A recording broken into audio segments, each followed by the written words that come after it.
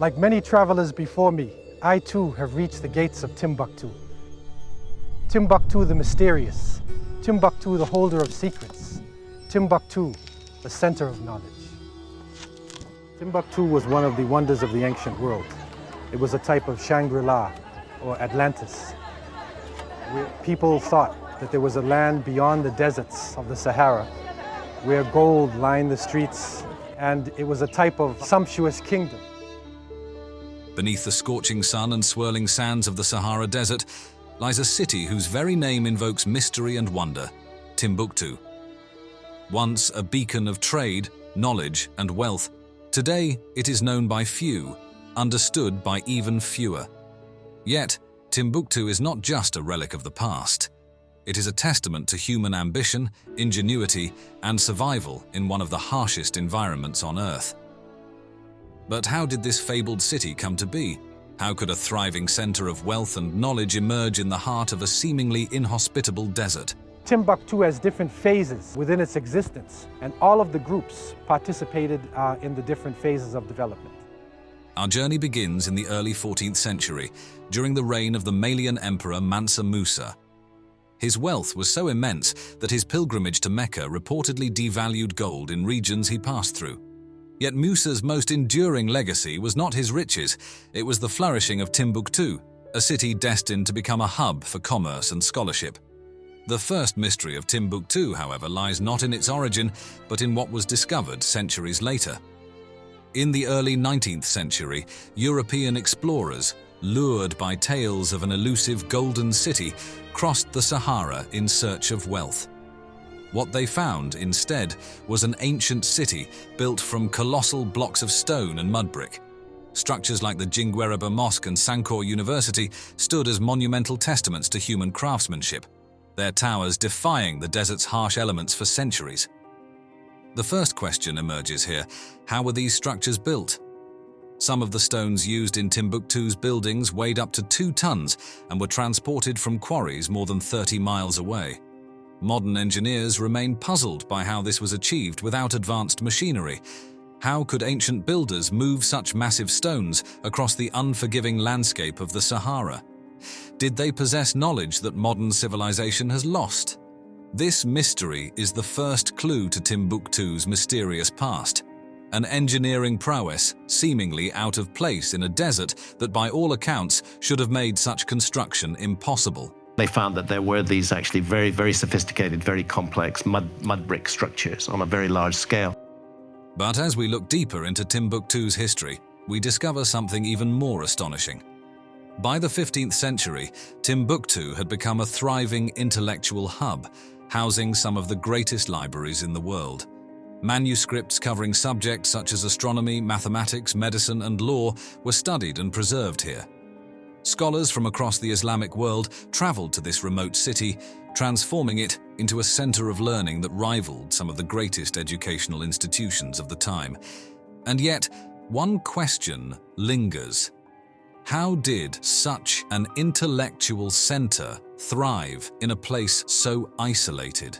It became an intellectual center because the scholars generally were traveling with the caravans. Was it simply Timbuktu's strategic location along trade routes, or could there be something more? Some researchers believe that Timbuktu's placement precisely at the edge of the Sahara and along the Niger River may have held deeper significance. Could ancient civilizations have chosen this location based on an advanced understanding of geography or even astronomy? A provocative theory suggests that Timbuktu might lie on one of the Earth's natural energy pathways, ley lines, that have been revered by ancient cultures across the world. Could its success as a city of knowledge and wealth have been linked to its placement on one of these energy nodes? As we ponder these questions, another mystery unfolds. Recent discoveries have revealed that many of the original manuscripts from Timbuktu's libraries, some dating back over 700 years, are missing. Where did they go? Were they destroyed or were they stolen? Whispers of a conspiracy emerge here, an organized effort perhaps by European colonial powers to seize and suppress Timbuktu's ancient knowledge. Some believe the manuscripts were hidden by local scholars to protect them from invaders, and that their secrets remain buried, known only to a select few. Today, historians and treasure hunters alike search for these lost manuscripts, hoping to unlock the wisdom they contain. But this brings us to an even greater mystery. What exactly was in these manuscripts? Could they have contained knowledge that the world wasn't ready for? Advanced technologies or philosophies that challenged the dominant worldviews of their time? I want to know what else is going to be found that hasn't been investigated yet at all. We're just touching the edge of a huge mystery. Were these manuscripts lost to history or intentionally kept from the world?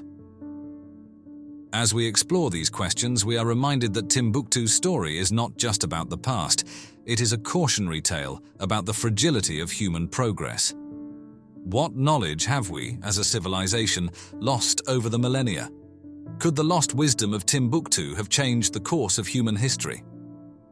As we dive deeper into the story of Timbuktu, an unsettling thought begins to emerge. What if the true wealth of this city was not in gold, but in knowledge? And what if that knowledge was too dangerous for the world to possess?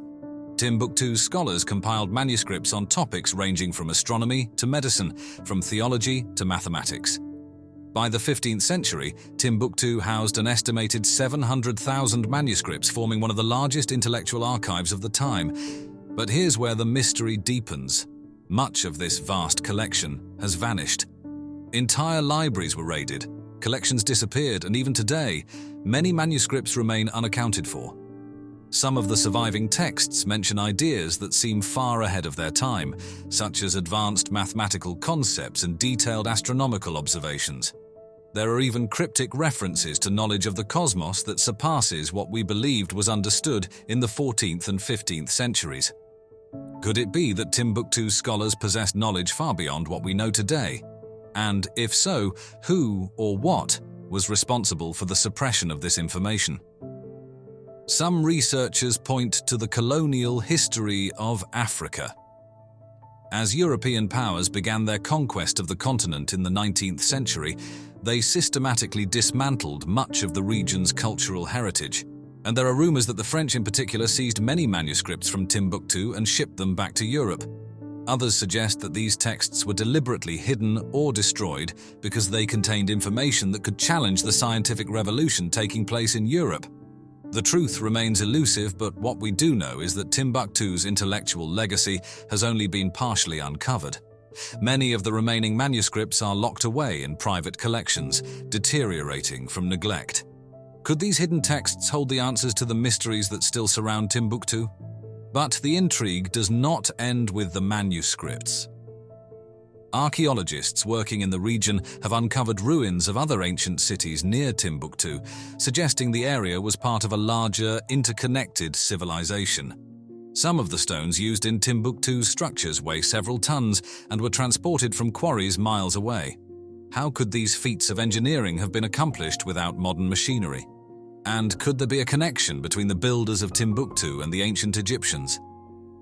Adding to the mystery, some of these structures remain unfinished, as though the builders abruptly stopped their work. Why would a city so rich in knowledge and wealth suddenly fall into decline? Environmental changes may provide part of the answer.